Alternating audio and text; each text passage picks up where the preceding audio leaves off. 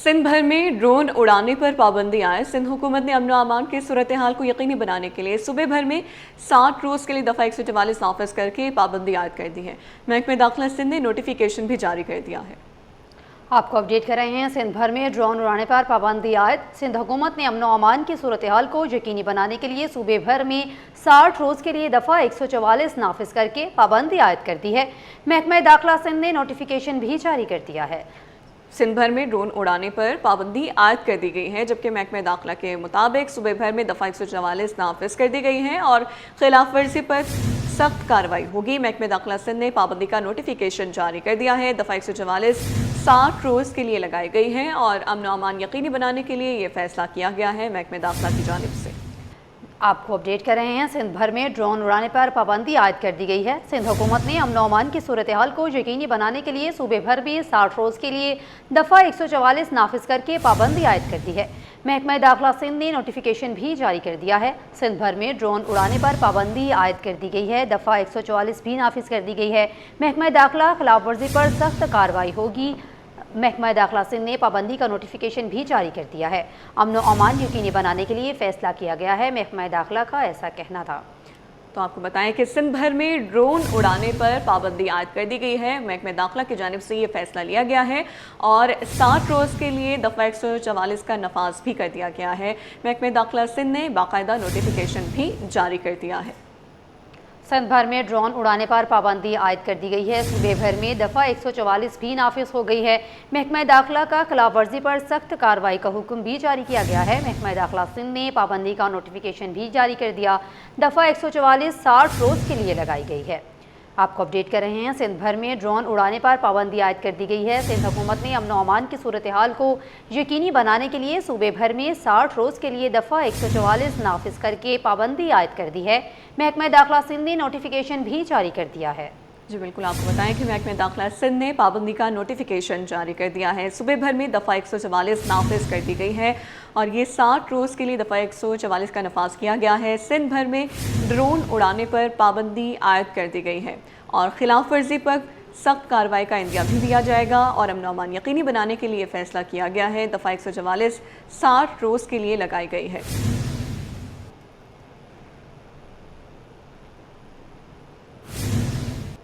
Capco और फौजी cement का बड़ा इकदाम। अटक सीमेंट में 92% से जायद हसीस हासिल। रेगुलेटरी मंजूरियों के बाद 24 अप्रैल 2026 को ट्रांजैक्शन मुकम्मल। कंट्रोलिंग शेयर्स खरीदारों के पास मुंतकिल कर दिए गए हैं। कैपको और फौजी सीमेंट का बड़ा इकदाम सामने आया है। अटक सीमेंट में 92% से ज़्यादा हसस हासिल। रेगुलेटरी मंजूरियों के बाद 24 अप्रैल 2026 को ट्रांजैक्शन मुकम्मल। कंट्रोलिंग शेयर्स खरीदारों के पास मुंतकिल कर दिए गए हैं। कैपको और फौजी सीमेंट ने अटक सीमेंट में 92.03% कंट्रोलिंग हिस्से हासिल कर लिए हैं। ये ऐलान आज पाकिस्तान स्टॉक एक्सचेंज को भेजे गए हैं। ये ट्रांजैक्शन 24 अप्रैल 2026 को तमाम मुआहदाती शराइत पर हुई है। साथ ही मुतल्लिका कानूनी रेगुलेटरी तकाज़ों की तकमील के बाद भी मुकम्मल कर ली गई है। कैपको और फौजी सीमेंट का ऐलान भी कर दिया गया है। इस हवाले से बात करेंगे, ब्यूरो चीफ अशरफ खान हमारे साथ मौजूद हैं। अपडेट कीजिएगा, क्या डिटेल्स है?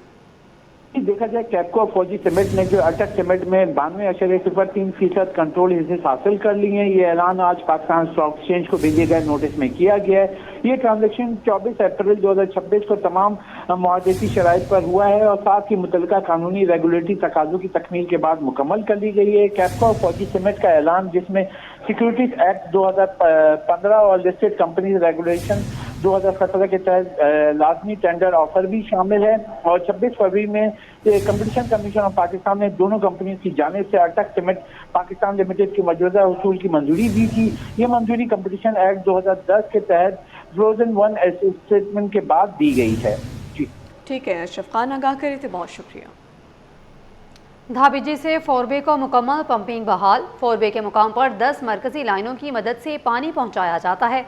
फोरबे के मुकाम से K2 और K3 के साथ 2 कंड्यूट की मदद से पानी पिपरी पहुंचाया जाता है। तफसीलात बता रहे हैं वाटर कॉर्पोरेशन के इंतहाई हसास तनसीब फोरबे से SN अब्बासी। जी SN बताएगा, पानी की तकसीम का क्या निज़ाम है और कैसे इस निज़ाम को चलाया जाता है?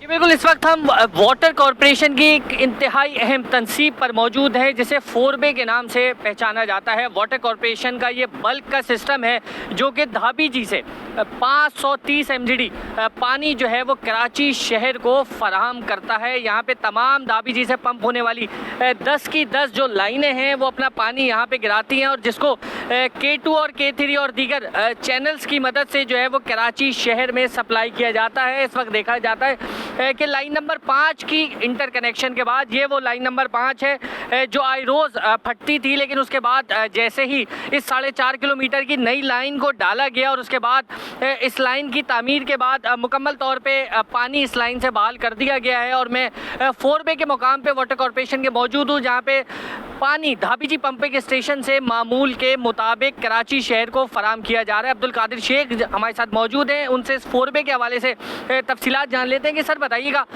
जिस मुकाम पे हम मौजूद हैं यहाँ से किस तरह वाटर कॉरपोरेशन सिस्टम को ऑपरेट कर रहा है। बिस्मिल्लाहिर्रहमानिर्रहीम। ये हमारा 4बे का एक मकाम कहलाता है।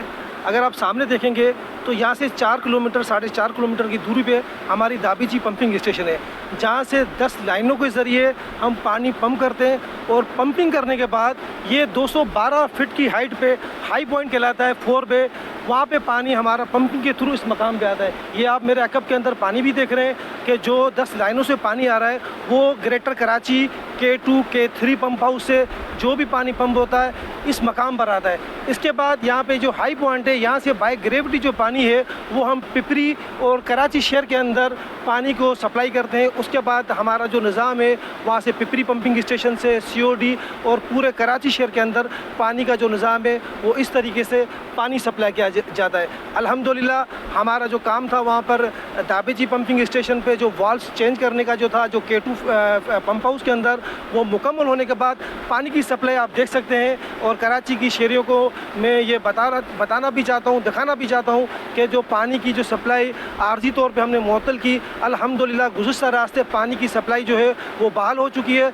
जिसके बाद नीपा, सफूरा और सखी हाइड्रेंट के अलावा कराची के जो दीगर इलाके थे जिसमें अपना गुलशन इकबाल हो गया, स्कीम 33, गुलिस्तान जोहर और जो भी कराची के मुतासरा इलाका हैं उनके अंदर पानी की फराहमी अल्हम्दुलिल्लाह मामूल के मुताबिक जारी है। ठीक है, बहुत शुक्रिया नाज़रीन। 4बे के मुकाम से हम अपडेट कर रहे थे कि कराची का जो पानी था वो मामूल के मुताबिक है। ये तमाम चैनल्स जो वाटर कॉरपोरेशन की सप्लाई लाइनें हैं वहाँ से पानी जो है वो यहाँ 4बे पे पहुँचाया जा रहा है और 4बे से ये तमाम पानी बाय ग्रेविटी कराची शहर को जो है वो तकसीम किया जाता है और उसके बाद डिस्ट्रीब्यूशन की लाइनों को चार्ज करके शहर में, इलाकों में और घरों तक इस पानी काम किया जाता है। जी ऑल कराची क्विज़ मुकाबला बज़्म दानिश का कराची यूनिवर्सिटी में इनेकाद।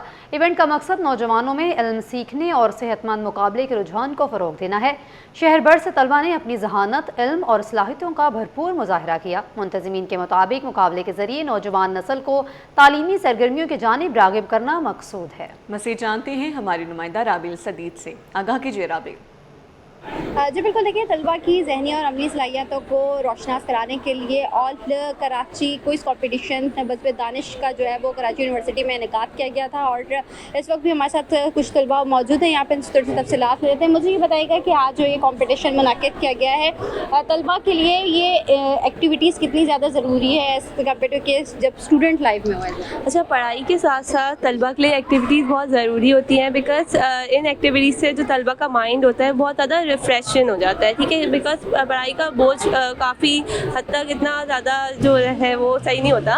ऐसे नेचुरल कंपटीशन से जो होता है वो आपका जो अच्छी सोचने समझने की सलाहियत होती है, आपकी इंफॉर्मेशन में आप इजाफा होता है, तो ऐसे कॉम्पिटिशन्स होने चाहिए। जी बिल्कुल, कुछ और भी तलबा हमारे साथ मौजूद हैं, इनसे बात करते हैं। मुझे बताइए कि यहाँ पर कितनी यूनिवर्सिटीज़ के स्टूडेंट्स ने पार्टिसिपेट किया था और जो जीतने वाले तलबा और तालिबात उनको क्या इनामात दिए जाएंगे? तकरीबन 21 जो है यूनिवर्सिटीज़ ने पार्टिसिपेट किया था और जीतने वालों के लिए बहुत सारे इनामात हैं। मुझे एग्जैक्टली तो पता नहीं है लेकिन ऑब्वियसली बहुत कुछ जीत के जाएंगे वो। ठीक है, अच्छा, हम लोगों ने यहाँ पर देखा है कि एक बड़ा अच्छा सा क्विज़ कंपटीशन भी जारी था और बच्चों के दरमियान जो है काफ़ी ज़्यादा मुकाबले हुए हैं। तो बच्चों के दरमियान इस तरह के मुकाबले कितना ज़्यादा ज़रूरी है ताकि आगे की लाइफ में काम आए?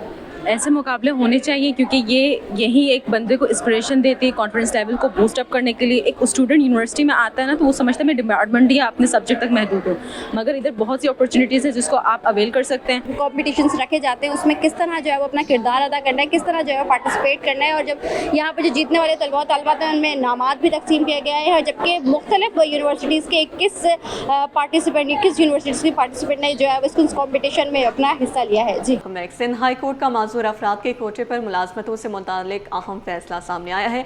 अदालत ने दरख्वास्तों पर तहरीरी फैसला सुना दिया है। अदालत ने हुकूमत सिंध को दरख्वास्त गुजारों की तकर्रुरियाँ 2 माह में मुकम्मल करने का हुक्म दे दिया। मज़ीद तफसीलात जानते हैं अपने नुमाइंदे मुमताज़ जमाली से। मुमताज़ बताइएगा। कराची के तमाम अज़ला में ग्रेड 1 से लेकर 4 तक जो भर्तियां हुई थी और भर्तियों में जो माजूर कोटा पर अमल दरामद ना होने के खिलाफ दरख्वास्तों पर समाअत हुई और मुख्तलिफ अज़ला के जो माजूर अफराद हैं, स्पेशल अफराद हैं, उन्होंने दरख्वास्त दायर की। उन्होंने मौक़िफ़ अख्तियार किया कि कानून के मुताबिक हर सरकारी मुलाजमत में 5% उनके लिए मुलाजमतें मखसूस रखी गई हैं, लेकिन ग्रेड 1 से लेकर 4 तक की जो मुलाजमतें दी जा रही हैं उसमें उनको हिस्सा नहीं दिया जा रहा या माजूर कोटा पर अमल दरामद नहीं किया जा रहा। सिंध हाई कोर्ट के जो जस्टिस अदनान करीम की सरबराही में 2 रुकनी बेंच ने तमाम दरख्वास्तों पर फ़ैसला सुना दिया है, तहरीरी हुक्मनामा जारी कर दिया है। तहरीरी हुक्मनामे में अदालत ने हुकूमत सिंध और मुतल्लिका जो तमाम जो दीगर अथॉरिटीज़ हैं उनको हुक्म दिया है कि आपने 2 माह के अंदर माजूर कोटा पर अमल दरामद करते हुए तमाम नशिस्तें जो हैं या मुलाजमतें हैं वो आपने इन दरख्वास्त गुजारों को देनी है। साथ ही साथ अदालत ने यह भी रिमार्क्स दिए कि माजूर कोटा पर अमल दरामद ना करना ये जो है बददयानती है। साथ ही साथ उन्होंने अपने फ़ैसले में सुप्रीम कोर्ट के फ़ैसले का भी हवाला दिया है जो कि 2025 में अदालत ने हुक्म दिया था। अदालत ने यह भी हुक्म दिया है कि अगर अदालती अहकामात पर अमल दरामद नहीं किया तो कार्रवाई होगी। ये मजमूई तौर पर मुख्तलिफ दरख्वास्तें जो हैं वो दायर की गई थी, जिसमें माजूर अफराद ने मौक़िफ़ अख्तियार किया कि कराची भर के जितने भी अज़ला हैं वहाँ पर ग्रेड 1 से लेकर 4 तक भर्तियाँ हो रही हैं, उस पर माजूर कोटा पर अमल दरामद नहीं किया जा रहा। खबरों का सिलसिला आगे बढ़ाते हुए आपको बताएं, जुए की ऐप चलाने का मामला। जुडिशल मजिस्ट्रेट शर्की की अदालत में केस की समाअत हुई। अदालत ने 2 मुल्ज़िमान की दरख्वास्त ज़मानत मंजूर कर ली। मज़ीद तफसीलात बताएंगे जवाद आसिफ। आगाह कीजिए जवाद। जुए की ऐप और सट्टा चलाने का मामला है। जुडिशल मजिस्ट्रेट शर्की की अदालत में केस की समाअत हुई है। 2 मुल्ज़िमान की दरख्वास्त ज़मानत पर अदालत ने फ़ैसला सुना दिया है। इन मुल्ज़िमान में अजीत और इमरान शामिल हैं। अदालत ने दोनों मुल्ज़िमान की ज़मानत फ़ीकस 50,000 रुपयों के इवज़ मंजूर कर ली है। मुल्ज़िमान को अदालती रिमांड पर गुज़श्ता हफ्ते भेजा गया था, जिसके बाद मुल्ज़िमान ने दरख्वास्त ज़मानत के लिए अदालत से रुजू किया था। पुलिस जो साइबर क्राइम हुकाम है उनके मुताबिक जो है वो मुल्ज़िमान जुए की ऐप चलाते थे। मुल्ज़िमान को डिफेंस से गिरफ्तार किया गया था और इनसे जो है वो डिजिटल डिवाइसेस भी बरामद की गई थी। मुल्ज़िमान के जो है वो मज़ीद साथी भी मुलव्विस हैं, उन्हें भी गिरफ्तार करना है। मुल्ज़िमान के खिलाफ साइबर क्राइम ने ये मुकदमा दर्ज किया था। शहर में तजावुज़ात के खिलाफ MQM पाकिस्तान मैदान में आ गई। रुकन सिंध असम्बली फरहान अंसारी ने कमिश्नर कराची, बल्दिया उस्मा कराची और दीगर इदारों को खत लिख दिए। खत में सूबाई असम्बली के हल्का PS 99 में मौजूद अब्बास टाउन नाले के इतराफ से तजावुज़ात खत्म करने का मुतालिबा किया गया है। इस हवाले से आगाह करेंगे शेब मुख्तार। जी शेब बताइए। और जो बिल्कुल शहर में तजावुज़ात के खिलाफ MQM पाकिस्तान जो है मैदान में आ गई है। MQM पाकिस्तान के रुकने सिंध असम्बली फरहान अंसारी की जानिब से कमिश्नर कराची, बल्दिया उज़्मा कराची व दीगर अदारों को जो है वो खत लिख दिए गए हैं। इस खत में सूबाई असम्बली के हल्का PS 99 अब्बास टाउन नाले के इतराफ से तजावुज़ात ख़त्म करने का मुतालबा जो है वो किया गया है। खत में ये कहा गया है कि अब्बास टाउन नाले के इतराफ जो है गैर कानूनी तौर पर कुछ बिल्डर्स की जानिब से गैर कानूनी तामीरात की जा रही हैं, जिससे पेटल सोसाइटी, अली सोसाइटी व दीगर सोसाइटियों में सीवरेज के मसाइल जो है वो पैदा हो सकते हैं। इस खत में मुतालिका हुकाम से ये मुतालबा किया गया है कि वो फौरी तौर पर गैर कानूनी तामीरात का नोटिस लें और जल्द से जल्द तजावुज़ात ख़त्म करने में जो है वो किरदार अदा करें। ये अहम तरीन खत जो है MQM पाकिस्तान के रुकने सिंध असम्बली की जानिब से कमिश्नर कराची मुतालिका इदारों को लिखा गया है। जी आगे बढ़ते हुए आपको आगाह करें, स्टेट बैंक ने शरह सूद 1 कर दिया है। तो आपको बताएं कि स्टेट बैंक ने शरह सूद 1% बढ़ाने का बाकायदा ऐलान कर दिया है। जी बिल्कुल, आपको अपडेट कर रहे हैं। स्टेट बैंक ने शरह सूद 1% बढ़ाने का ऐलान कर दिया है। स्टेट बैंक की जानिब से शरह सूद 1% बढ़ाने का ऐलान किया गया है। स्टेट बैंक का नई मॉनेटरी पॉलिसी का ऐलान सामने आया है। मुल्क में शरह सूद 1% बढ़ाने का ऐलान कर दिया गया है। स्टेट बैंक की जानिब से ये ऐलान सामने आया है। तो आपको बताएं, शरह सूद में 1% इजाफा कर दिया गया है। स्टेट बैंक की जानिब से ये ऐलान सामने आया है। स्टेट बैंक का नई मॉनेटरी पॉलिसी का ऐलान कर दिया गया है। मॉनेटरी पॉलिसी कमेटी ने शरह सूद 100 बेसिस पॉइंट्स का इजाफा कर दिया है। अगले 2 माह के लिए शरह सूद 10.50% से बढ़ाकर 11.50% कर दिया गया है। आलमी मार्केट में खाम तेल की कीमतों में नुमाया इजाफा भी हुआ है। आपको बताएं, मुल्क में शरह सूद में 1% इजाफा कर दिया गया है। मॉनेटरी पॉलिसी कमेटी ने शरह सूद 100 बेसिस पॉइंट्स का इजाफा कर दिया है। अगले 2 माह के लिए शरह सूद 10.50% से बढ़कर 11.50% कर दिया गया है। आलमी मार्केट में खाम तेल की कीमतों में नुमाया इजाफा भी सामने आ गया है। जी बिल्कुल, आपको अपडेट कर रहे हैं। मॉनेटरी पॉलिसी कमेटी ने शरह सूद 100 बेसिस पॉइंट्स का इजाफा कर दिया है। अगले 2 माह के लिए शरह सूद 10.50% से बढ़कर 11.50% कर दिया गया है। आलमी मार्केट में खाम तेल की कीमतों में नुमाया इजाफा भी हुआ है। आपको अपडेट कर रहे हैं। मॉनेटरी पॉलिसी कमेटी ने शरह सूद 100 बेसिस पॉइंट्स का इजाफा कर दिया है। अगले 2 माह के लिए शरह सूद 10.50% से बढ़कर 11.50% कर दिया गया है। आलमी मार्केट में खाम तेल की कीमतों में नुमाया इजाफा हुआ है। आगाह करें आपको, स्टेट बैंक का नई मॉनेटरी पॉलिसी का ऐलान सामने आ गया है। मॉनेटरी पॉलिसी कमेटी ने शरह सूद 100 बेसिस पॉइंट्स का इजाफा कर दिया है। अगले 2 माह के लिए शरह सूद 10.50% से बढ़कर 11.50% कर दिया गया है, जबकि आलमी मार्केट में खाम तेल की कीमतों में नुमाया इजाफा भी सामने आया है। मॉनेटरी पॉलिसी कमेटी ने शरह सूद 100 बेसिस पॉइंट्स का इजाफा कर दिया है। अगले 2 माह के लिए शरह सूद 10.50% से बढ़कर 11.50% कर दिया गया है। आलमी मार्केट में खाम तेल की कीमतों में नुमाया इजाफा हुआ है। अगले 2 माह के लिए शरह सूद 10.50% से बढ़कर 11.50% कर दिया गया है। मॉनेटरी पॉलिसी कमेटी ने शरह सूद 100 बेसिस पॉइंट्स का इजाफा कर दिया है। आलमी मार्केट में खाम तेल की कीमतों में नुमाया इजाफा भी हुआ है। आपको बताएं, मुल्क में शरह सूद में 1% इजाफा कर दिया गया है। मॉनेटरी पॉलिसी का बाकायदा ऐलान सामने आया है। मॉनेटरी पॉलिसी कमेटी ने शरह सूद 100 बेसिस पॉइंट्स का इजाफा कर दिया है। और बात की जाए तो अगले 2 माह के लिए शरह सूद 10.50% से बढ़कर 11.50% किया गया है। और आलमी मार्केट में खाम तेल की कीमतों में नुमाया इजाफा भी हुआ है। इस हवाले से बात कर लेते हैं। काविश मेमन हमारे साथ मौजूद है। काविश, बताइए क्या डिटेल्स है? देखें, शरह सूद में इजाफा कर दिया गया है और यकीनन इस पर बिजनेस कम्युनिटी के जो कंसर्न थे वो अपनी जगह मौजूद हैं। मुतालबा किया जा रहा था कि इसको सिंगल डिजिट में लाया जाए, लेकिन चूंकि हम देख रहे हैं कि इस वक्त मिडिल ईस्ट के हालात है, ईरान और अमेरिका की जो जंग है, पूरा खित्ता इसकी लपेट में और अब पाकिस्तान पर भी इसके असरात नुमाया हो रहे हैं। इन्फ्लेशन रेट भी ऊपर गया और जिसका 6,000 स्टेट बैंक ऑफ पाकिस्तान मुसलसल कर रहा था। और अब देखो, मॉनेटरी पॉलिसी का जब ऐलान हुआ है तो चीज़ें वाज़ेह हो गई हैं और मॉनेटरी पॉलिसी कमेटी ने शरह सूद में 100 बेसिस पॉइंट्स का इजाफा कर दिया है। अगले 2 माह के लिए शरह सूद 10.5% से बढ़ाकर 11% तक कर दिया गया है। और आलमी मार्केट में बताया जा रहा है कि खाम तेल की कीमतों में नुमाया इजाफा हुआ है, जिसकी वजह से ना सिर्फ हमने देखा कि पाकिस्तान में पेट्रोलियम मसनूआत है उसकी कीमत में इजाफा हुआ है, डीजल भी महंगा हुआ है, जिसकी वजह से जो सप्लाई चेन है वो मुतासर तो नहीं हुई है, लेकिन उसकी लागत में बेपनाह इजाफा हो गया, जिसकी वजह से कमोडिटीज की प्राइस में भी फ्लक्चुएशन आया है। और जो खाम माल की कीमतें हैं, जो इम्पोर्ट है, एक्सपोर्ट है, उस पर भी किस तरीके से चीज़ें असरअंदाज होंगी, क्योंकि आप में हुर्मुज़ बंद है, जिसकी वजह से हम देख रहे हैं कि दुनिया भर में जो तिजारती सरगर्मियाँ हैं वो बुरी तरीके से मफलूज हुई हैं। बहुत ज़्यादा कोशिश की गई कि मुज़ाकरात की मेज़ पर लाया जाए। एक राउंड इस्लामाबाद में हुआ, दूसरे राउंड के लिए भी दोनों फरीकैन को साथ मिलाने के लिए फील्ड मार्शल आसिम मनीन ने भी कोशिश की है। वज़ीर आज़म मुख्तलिफ ममालिक के विजिट पर हैं, लेकिन जो मामला हैं वो अभी तक डेडलॉक की सूरत में बरकरार हैं। स्टेट बैंक ऑफ पाकिस्तान ने आज एक अहम और बड़ा फैसला किया है कि शरह सूद में इजाफा कर दिया है। इस हवाले से जब आज हमने कराची चैम्बर ऑफ कॉमर्स में प्रेसिडेंट रेहान हनीफ से बात की तो उनके भी अपनी जगह कंसर्न मौजूद है कि अगर तो उसको अनचेंज रखा जाता है तब तो ठीक है, लेकिन कमी की भी नहीं थी कि किया जाएगा क्योंकि इन्फ्लेशन रेट इतना ज़्यादा है। लेकिन अब ये इसको 1% इजाफा हो चुका है तो यकीनन ये बिजनेस कम्युनिटी के लिए एक बुरी खबर है।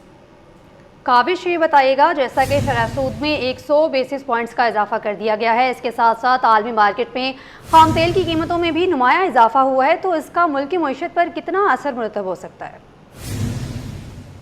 देखें, बिल्कुल मिडिल ईस्ट के जो हालात हैं, अमेरिका और ईरान की जंग की वजह से काफ़ी ज़्यादा डेंट पहुंचा है मुख्तलिफ इकानमीज़ को। पाकिस्तान भी इसकी लपेट में आया। जब आलमी मार्केट में खाम तेल की कीमतों में इजाफा हुआ तो हुकूमत ने भी पेट्रोलियम मसनूआत की कीमतों में तारीखी इजाफा किया। हमने देखा कि पेट्रोल 130 रुपये लीटर से ज़्यादा महंगा हुआ, उसके बाद भी मुसलसल इजाफा हुआ। हालिया भी पेट्रोल और डीजल की कीमत में 26 रुपये लीटर इजाफा हुआ है। अब इस हवाले से जब हम देखेंगे, जब डीजल महंगा होता है उसका डायरेक्ट इम्पैक्ट आता है आम आदमी पर, क्योंकि डीजल जब महंगा होता है जो गुड्स ट्रांसपोर्टर्स हैं वो किरायों में इजाफा कर देते हैं। जब वो किरायों में इजाफा करेंगे तो यकीनन इसका इम्पैक्ट जो अशिया खरीदनोश है उसकी कीमतों में इजाफे पर आएगा। जो फैक्ट्री से माल पोर्ट की तरफ जाता है या पोर्ट से फैक्ट्री की तरफ जाता है काम माल रॉ मटीरियल लेकर, तो उसकी भी लागत में इजाफा होता है। तो यकीनन ये तमाम तक सूरत हाल है और हुकूमत चाहती है कि आवाम को रिलीफ दिया जाए।